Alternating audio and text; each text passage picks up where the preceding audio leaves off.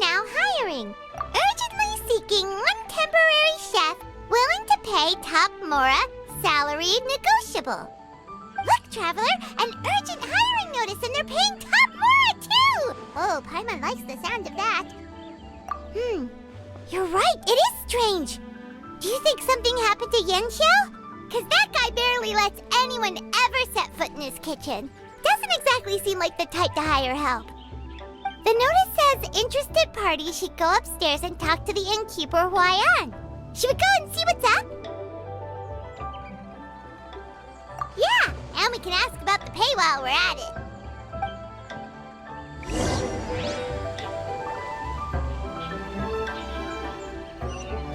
Welcome. Take a seat, please.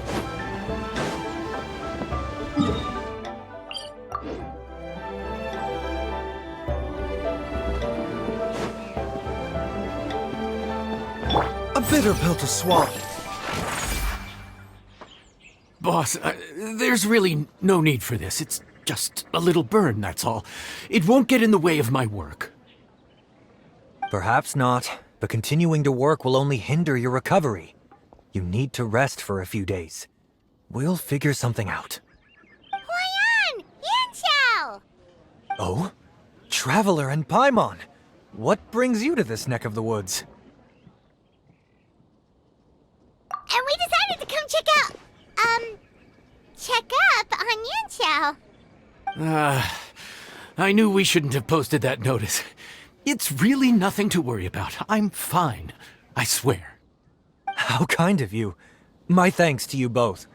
And thanks on Yanxiao's behalf, too. There's nothing to be embarrassed about, Yanxiao. Just tell them what happened. Oh, all right. Well, basically, we had a lot of guests pouring in for the lantern rite. Things got busy, I started rushing, and I ended up accidentally burning my hand while plating a dish. Well, you know what they say. Play with fire long enough and you're bound to get burned. Even the best chefs slip up sometimes. Anyway, it's nothing, just a tiny burn. I can still... Now, I don't want you pushing yourself. You'll only make it worse, and then you'll be looking at more than just a couple of days off to recover. But the lantern rite's only just finished, and we're still getting tons of guests. Now's not a good time for me to rest. Plus, lots of the guests are visiting from other nations. We can't just bring in some random chef off the street. We have a reputation to uphold. I refuse to let someone else ruin the good name we've made for ourselves here. Listen to you. Anyone would think that you're the boss and not me. But he's not wrong. Yanxiao was one of the favorites in the Masterful Chefs tournament. No matter how you look at it, his are big boots to fill. I don't mean to boast, but any chef of my caliber probably has their own restaurant to look after. It's not going to be easy to find someone who's got the skills and has the time to help us out.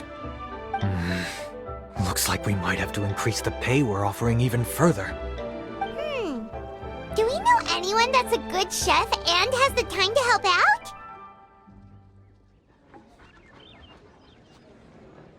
Oh, of course, you! Oh, right. Yes. Now I think about it, I do recall hearing good things about your cooking ability.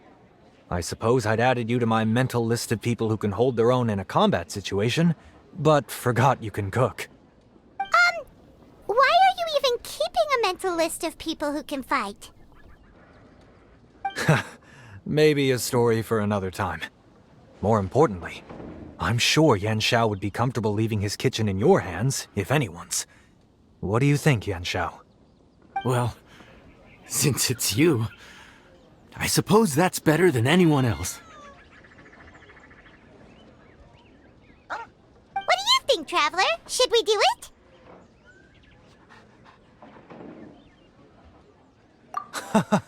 I did say that, didn't I? Well, I'm a man of my word. You'll be compensated generously for your work.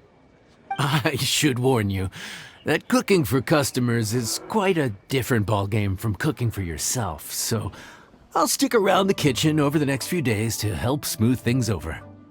Oh, so he's not leaving the kitchen after all? I believe there's some spare kitchenware here at the inn. Boss, would you mind? Of course, of course. I'll take care of it.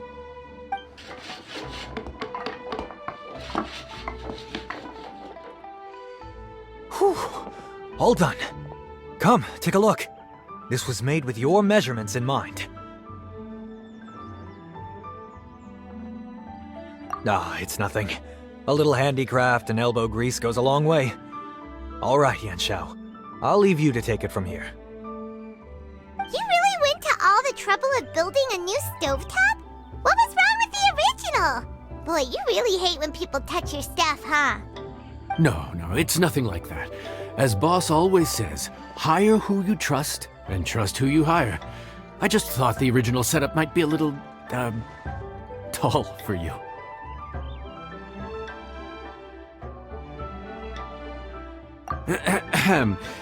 Anyway, as I was saying, cooking for guests is different from cooking for yourself.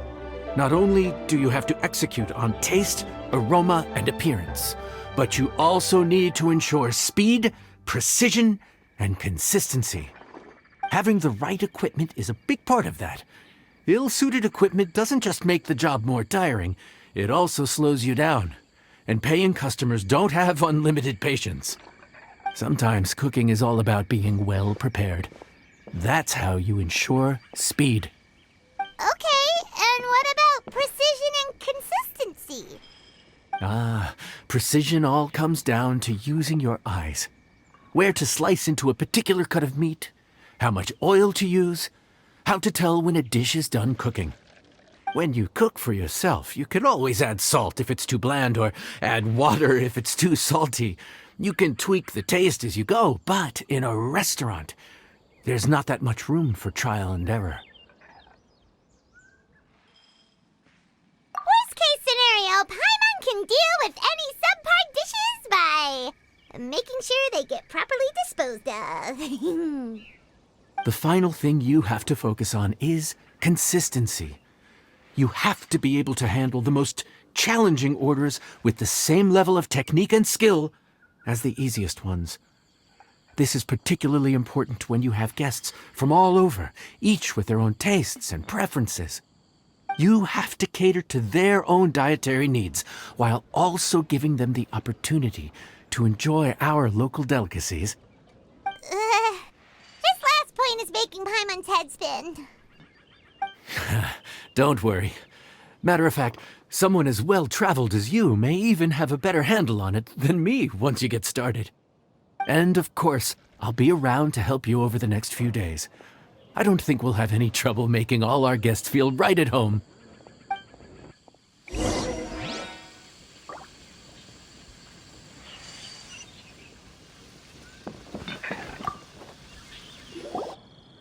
There's no time to lose, so let's get started. I imagine you probably have a good handle on the cooking side of things already.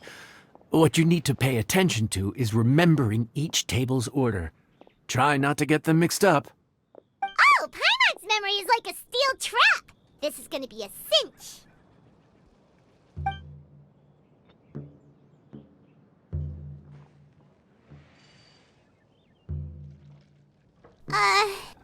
Which ticket are we on again? Table 1 was onions, but no chilies. Table 2 was chilies, but no onions. And table 3 was, table 3 was chilies, but hold the chilies? Ah! Was Paimon just sleep floating?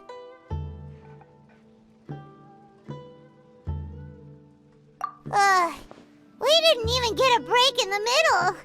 Paimon's brain has turned to mush. Is it always this busy here? No, but this is peak season. You both did a mighty fine job for your first time serving guests at the inn. Luckily, all our customers were familiar faces this time around, so we didn't get any strange requests. Otherwise, today would have been even more challenging. No strange request? Someone asked for almond tofu drizzled in soy sauce. Even Paimon has never tried that combination. It's a wide world out there. People have all kinds of different tastes. Being able to cater to all is the real essence of Liyue cuisine. Also, the thing about requests is that they're usually very specific. So as long as you do what they asked, you're unlikely to have any issues. What's really tricky is when guests give you free rein to do anything you want. Excuse me. Are you still open by any chance? Huh? Paimon knows that voice. Let's go check it out! What should we do? It doesn't look like anyone's here. If only we'd gotten here a bit sooner. It's all right. If we start building a campfire now, we'll be eating before too long. Right. Besides, if anyone's to blame, it's Linny. So busy being a greedy culture vulture that he lost track of time. Linny, Lynette, Fremine, it is you! Paimon? So, is the Traveler here?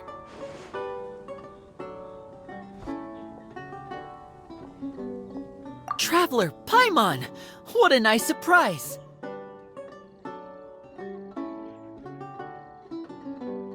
Paimon was gonna say the same thing! We're just lending a helping hand at the inn.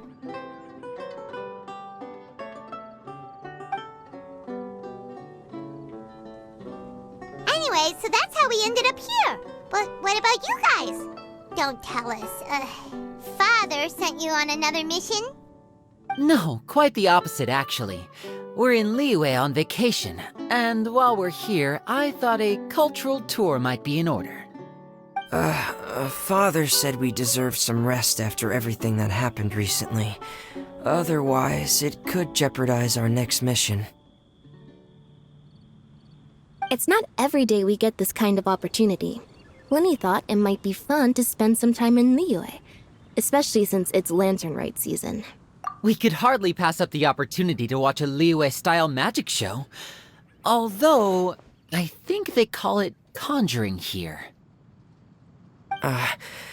In our time here, we've seen conjuring tricks incorporated into a Liyue opera show, and even a wushu dance. It was amazing. So, we decided to stay here for a few more days to see what other forms of inspiration this land might have in store for us. We visited Granny Roshin in Qingsa village not long ago, and today we continued our cultural tour in the area around here. In the end, though, we lost track of time. We haven't even eaten anything yet. And speaking of eating, as you know, seafood is a big part of both Liyue and Fontaine cuisine, but it's cooked very differently here. We simply had to try some local seafood after coming all this way. That's another reason why we decided to extend our trip. Oh, need any recommendations? What have you tried so far? That fish one with the misleading name. Sounds bland, but it's drowning in hot chilies. Oh, you mean blackback perch soup? You're right, the name doesn't give much away. It looked and smelled so appetizing that Lynette took a huge mouthful, blissfully unaware that she was about to set her mouth on fire. She could barely speak for the rest of the day after that. Luckily, that wasn't a huge adjustment for her.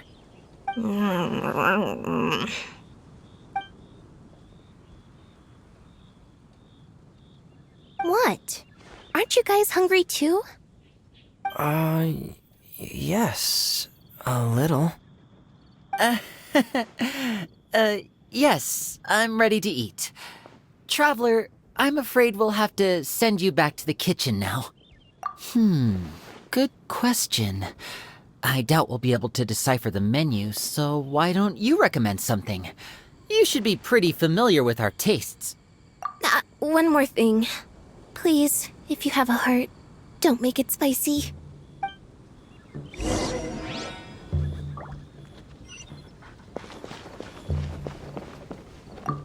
I thought the blackback perch stew was actually pretty tasty. And now that you know it's spicy, you won't be caught off guard, right? Why don't we give it another chance? Once was more than enough.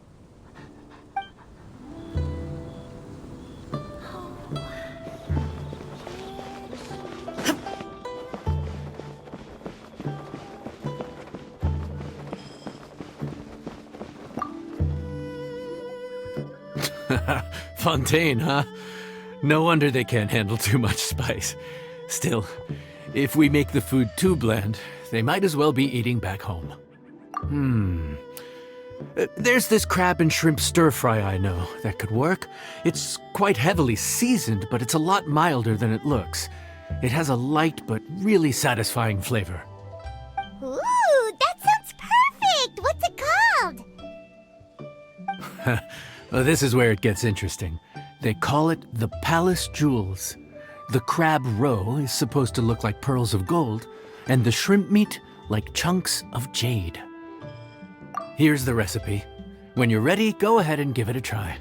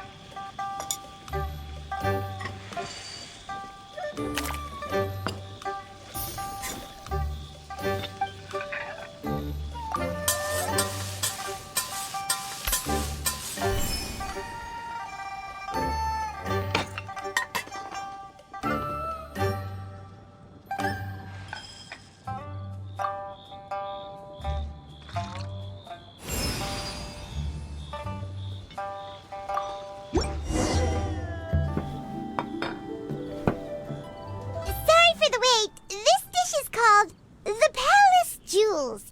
Enjoy!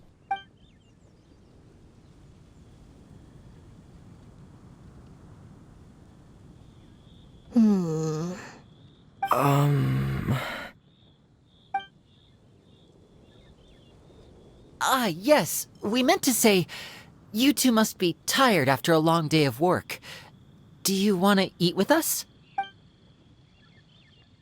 Oh, now that you mention it, Paimon is a little hungry.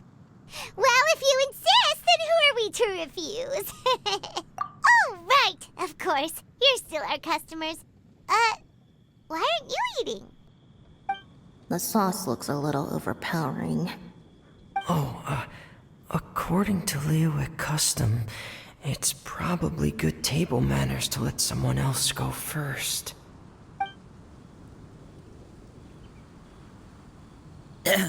Looks delicious, traveler. I guess I'll dig in first. Here goes. What is it? Do you need some water? No, it's delicious. The flavor is so pure. It's drenched in sauce, but somehow it just enhances the natural flavor of the seafood. Try it for yourselves. All right.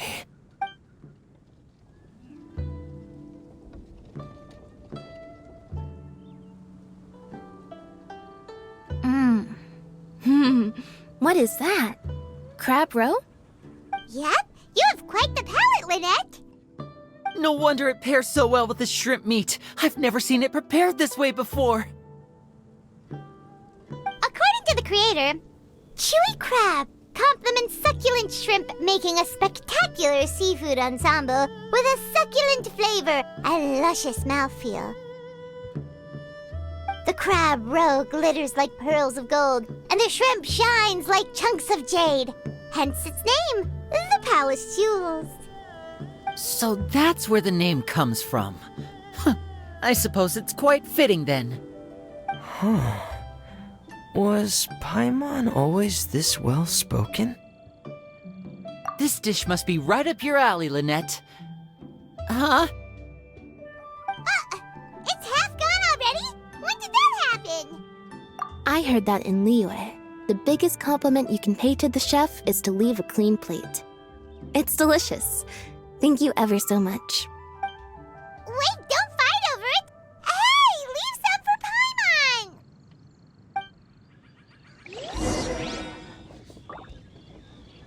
Paimon! I think I'm finally getting the hang of chopsticks. Yeah. Well, Linny and Lynette picked it up in no time, but they're naturally dexterous. Unlike me, it's taken me a lot longer, but I'm slowly getting there. Speaking of chopsticks, in one of the shows we've seen here, someone performed a conjuring trick using a bowl and chopsticks. So if I want to be a good magician's assistant, I need to keep practicing.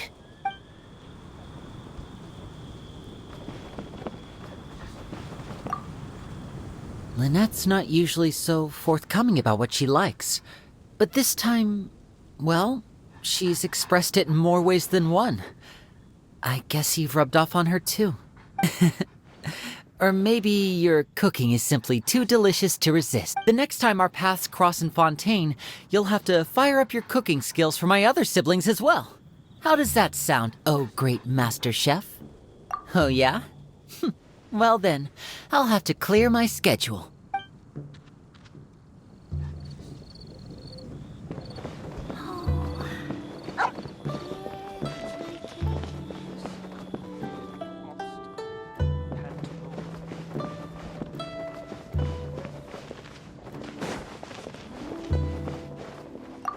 Calorie surplus detected.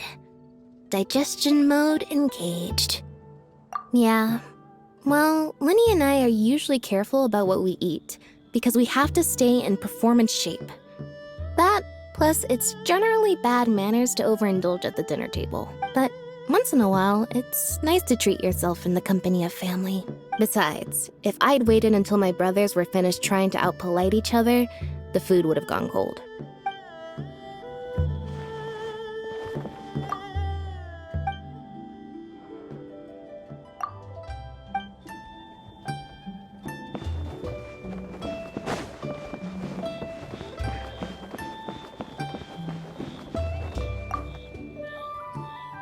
So your friends like the dish, huh?